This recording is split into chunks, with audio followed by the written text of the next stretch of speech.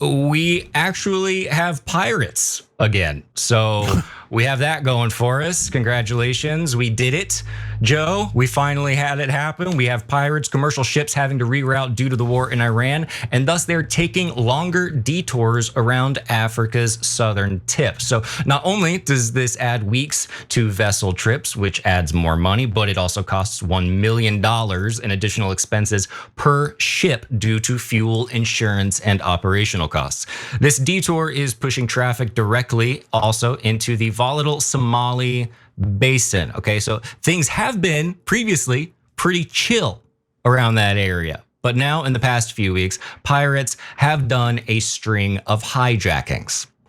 According to a May 12th advisory from the United Kingdom Maritime Trade Operations, or UKMTO, Somali pirates are currently holding at least 3 vessels, 2 oil tankers, and a general cargo/cement carrier. Also, according to the UKMTO, which alerts shipping firms about maritime security risks, they confirmed the vessels were captured between April 21st and May 2nd, including one ship hijacked off the Yemen coast and diverted to Somalia.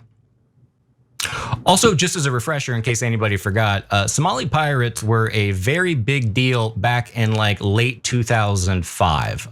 They went away, but not forever. And I would say good to see them, but they're not the kind of fun pirates that most people would like. So at its peak in 2011, Somali piracy hit a record 237 incidents, costing the global economy $7 billion. During that year, over 3,800 mariners faced attacks involving assault rifles and rocket-propelled grenades, which is a troubling history that experts fear is beginning to repeat itself. The European Union's naval force, Operation Atalanta, acknowledged the recent rise in piracy in an update last month. The force said it had successfully liberated an Iranian-flagged vessel off the coast of Somalia after forcing pirates who had hijacked the show to abandon it. But the solution from the EU naval force is basically just like, hey, be careful, don't get hurt, I guess. So in addition to the pirates, we also have an incredible strategy called Good Luck, which is really beautiful. So having patrolled these waters for nearly 2 decades, the naval force urged transiting vessels to, quote, maintain heightened vigilance and report suspicious activity. So just, keep an eye out, I guess, because we have to go to this, we have to do the war. It doesn't matter how much it costs or whether or not we have actual literal pirates coming to get us. Our priority, or at least Trump's priority, is apparently Iran can't have a nuclear weapon, or his priority is he just has to make sure that he does whatever Israel wants. So Cenk, what do you make of this? Yeah, they didn't have a nuclear weapon. They had no chance at a nuclear weapon, so we're gonna dismiss that completely. Look, I'm hoping that the Somali pirates take down the Cardinals and the Brewers next year. And I understand that they're the captains now. So eventually we're gonna be taken down by a guy who does this inside his jacket and goes, give me all your money. So now we got our asses handed to us by Iran in the Strait of Hormuz. We're losing to a bunch of Somali pirates. Meanwhile, Trump's like, hey, I'm going with Project Freedom. We're gonna reopen the Strait of Hormuz. We're gonna put my warships through it. And then our warships got hit. We turned right back around. Project Freedom lasted literally a day and a half. And then they're like, we're done with Project Freedom. We lost to the pirates. We're worried the Reds are gonna beat us next. So this is, an epic embarrassment, humiliation. As always, Israel drove us into this. We have no business in there at all. Trump said today, yeah, we did it for Israel. So we're going to destroy our economy and now reignite conflict all across the world. Instead of reducing Iran's power or the Somali pirates or the Houthis or any of that, we're going to increase their power, all so we can make Benjamin Netanyahu happy. I just need you guys to remember the next time you're at the pump and the time after that and the time after that, until all of this is gone, we had no interest in this war. We had no reason to get hurt. We didn't need to lose those service members who died. We didn't need to deplete basically half our munitions and interceptor missiles, maybe more. We didn't need to get humiliated like this, and we didn't need to pay all of this price just to make a foreign government the size of Papua New Guinea happy.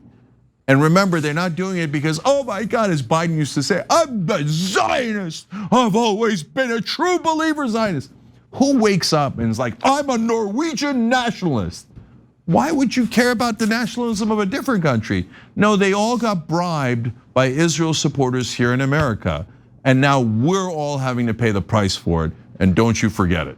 I think the last numbers I saw too was like 3,700 people dead as a result of this war. And also, I mean, I just remember growing up, and you might have disagreed with a war for moral reasons, but there's something very embarrassing about this entire operation. And I just think it's an incredibly new development in our foreign policy. I'm not used to, as a millennial, being like, wow, this is kind of cringy what they're doing. There's no longer any kind of, power, I think, that they've been projecting. Yeah, cringy is the least of it. And we're going to be super mad soon if a lot of folks are already mad. And by the way, this doesn't even get into the farmers who are being bankrupted and will never be able to get their farms back. All the other businesses that are totally going out of business and will not be able to recover any of that. And at the end, I guarantee you, the very richest people in the country, the oil companies, et cetera, will say, oh, we need a bailout. And so forget this average American gets screwed. We want to bail out, and the oil companies make so much money. I mean, it would be unconscionable, right? But at the very, very end, though, which is, this is one is nearly guaranteed. After we've depleted our military, we've wasted tens of billions, maybe hundreds of billions on this war. Israel's going to turn around at the end and say, well, I lost a lot of weaponry there, and we got hit a bunch of times. America, you now owe me more.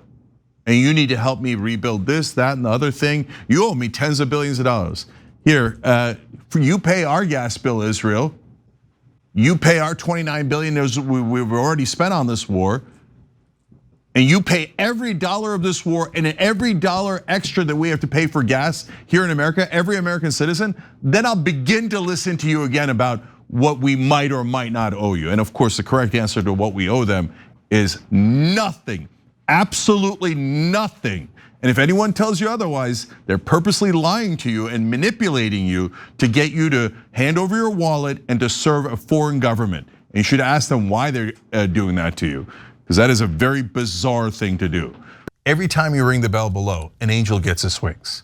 Totally not true, but it does keep you updated on our live shows.